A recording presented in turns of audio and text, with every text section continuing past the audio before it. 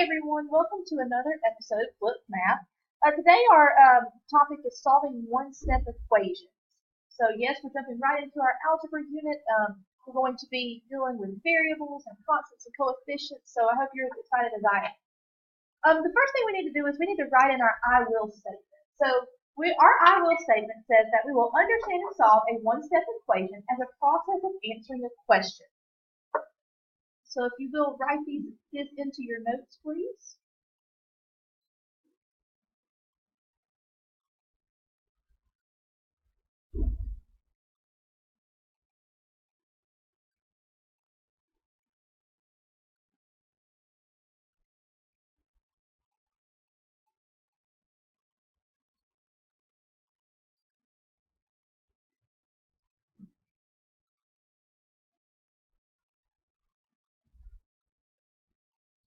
And today's I will statement comes from standard number 6.ee.5. I'm going to write this in. Straight from our expressions and equations unit. So 6.ee5.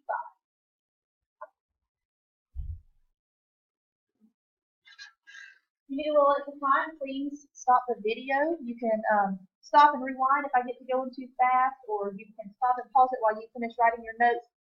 Use this video to your advantage, please. The next part, we're going to move down to our notes. It says, in our notes part, we're going to write down what is it that we're looking for when we're solving one-step equations. So the first thing that I want you to write is that our goal for solving one-step equations is the main thing. What is our goal for this? Our goal is to get the variable by itself. Now, in more mathematical terms, you'll hear us say, isolate the variable. And by isolating the variable, we want to get the variable by itself. That way, once we get the variable by itself, we can then solve for that variable. So our first goal is to get the variable by itself, which we call isolate the variable. Now, you may be asking yourself, how do we do that? So let's come down here and let's write in how. Well, the way that we isolate the variable is by using what we call the inverse operation. So using the inverse operation. Now the word inverse in this situation means opposite. So we're looking at using the opposite operation to solve for the variable. So if we're looking at addition, the opposite of addition is subtraction. If we're looking at multiplication, the opposite of multiplication is division. And the same for division, the opposite is multiplication. And for subtraction, the opposite is addition. So we're going to be using our inverse operation to solve. Going on down a little bit, we're going to write in our steps for solving one-step equations.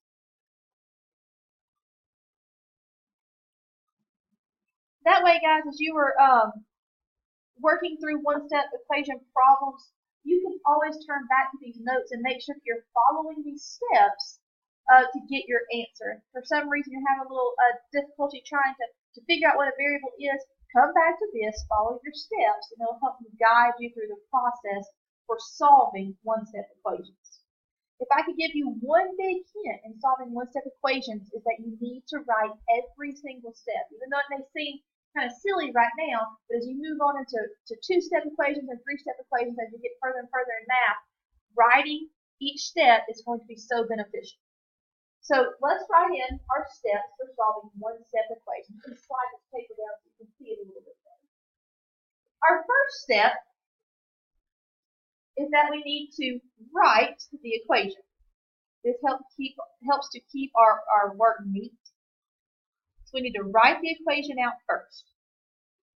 Step number 2 is to identify the operation. What kind of problem is this originally? Is it an addition problem? Is it subtraction, multiplication, division? What is it that we're doing here in this problem? Once you identify the operation, you'll know what to do next. So after you identify the operation, the third step is to perform the inverse operation. Remember, that's the opposite operation. to both sides of the equation, both sides of that equal sign. So whatever you do to the left side, you have to do to the right side. It's only fair. So if you decide to subtract on both sides, you have to subtract on the left and on the right. Step number 4 is to simplify if needed. Remember, we always simplify. And step number 5 is to check your work. It's always important to go back in, and once you have your answer, you can plug that answer back in to make sure that the whole equation makes sense. So these are our 5 steps for solving one-step equations. Now, down here at the bottom of your paper, you have a question box. And as you go through this video, if you have a question about something and you want to ask me, put a little bullet or put a little star, jot it down, and then you can come back and you can remember what it is that you had a question on. You can bring it back to me, and then we can sit down together and figure it out. So that's what that questions box is there for. Once you get this, I want you to flip over to the back of your page. And on the back of your page, it says 4 examples. You have an addition, subtraction, multiplication, and division example. So we're going to go through each one of these together. The first one for the addition example is 15 plus x equals 24. Now, when you're looking at this, you have 2 sides of the equation. You have the left side and you have the right side. And if we go back to our steps, we're going to follow our steps one by one. So the first thing is to rewrite the equation. So 15 plus x equals 24. Step number 2 says identify the operation. Well, obviously here we're doing addition. So once we identify the operation, we can then pinpoint our inverse operation. The opposite of addition is subtraction. So I'm going to subtract on both sides. Now here's where I have to figure out what I'm going to subtract. My main goal is to isolate the variable, to get the variable by itself. So 15 is standing in the way of x being by itself. So I want to get rid of that 15. So I'm going to subtract 15 from both sides. I'm going to draw a little line right here, my equal sign, to separate my 2 sides, my left side and right side of my equation. Now 15 minus 15, they cancel out, and you're left with x on the left side, which is exactly what we want. We've isolated the variable. So x equals 24 minus 15, which should give you 9.